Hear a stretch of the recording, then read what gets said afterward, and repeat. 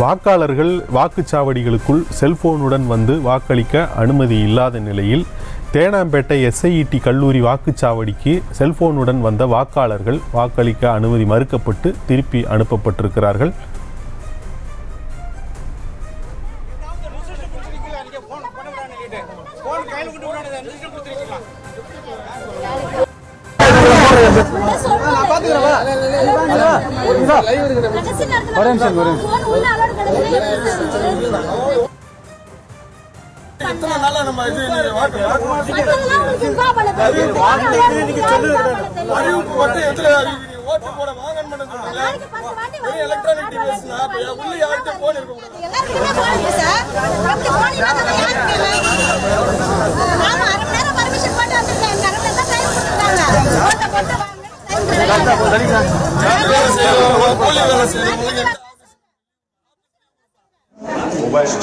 Mobile, please.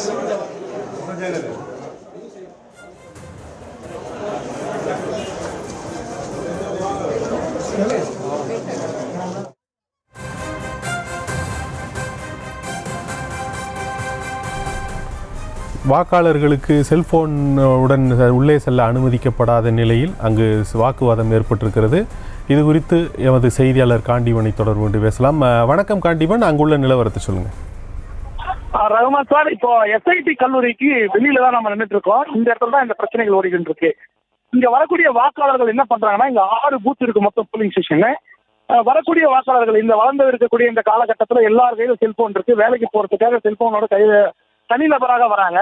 இப்படி வரவங்களை வந்து உள்ள அனுமதிக்காம காவல்துறை தடுத்து நிறுத்துறாங்க. என்ன சொல்றாங்கன்னாக்கா, செல்போனை எந்த காரணத்துக்கு வந்து உள்ள கொண்டு போகக்கூடாதுன்ற ஒரு வாதத்தை முன்வைக்கிறாங்க. தொடர்ந்து போலீசார் இதை கட்டுப்படுத்தக்கூடிய செயலில் ஈடுபடுறதுனால வரக்கூடிய வாக்காளர்கள் இங்க வந்து வாக்குவாதத்தில் ஈடுபட்டு இருக்காங்க. குறிப்பா வாக்காளர்கள் தரப்புல, பொதுமக்கள் தரப்புல என்ன சொல்றாங்கன்னா, எலெக்ஷன் கமிஷன் வந்து ஓட்டு போட வாங்கன்னு சொன்னாங்க. அதே நேரத்தில் இந்த செல்போன் எடுத்துட்டு வரக்கூடாதுன்னு சொல்லிட்டு பூத் ஸ்லிப் கொடுக்கும் போதாவது எங்களுக்கு இன்ஃபார்ம் பண்ணிருக்கணும்.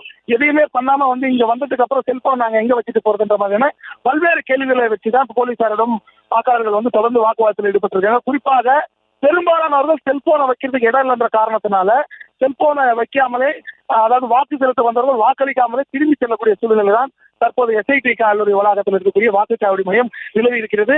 மக்கள் இங்க வைக்கக்கூடிய குற்றச்சாட்டு என்னன்னாக்கா, இதே போன்று செய்து கொண்டிருந்தால் 50% வாக்குகள் பதிவாகாது என்ற ஒரு குற்றச்சாட்டை பொதுமக்கள் தரப்பிலிருந்து வைத்து சென்றிருக்கிறார்கள். ரகுமான் சார், செய்திகளை உடனுக்குடனும் துல்லியமாகவும் தெரிந்து கொள்ள சப்ஸ்கிரைப் பண்ணுங்க.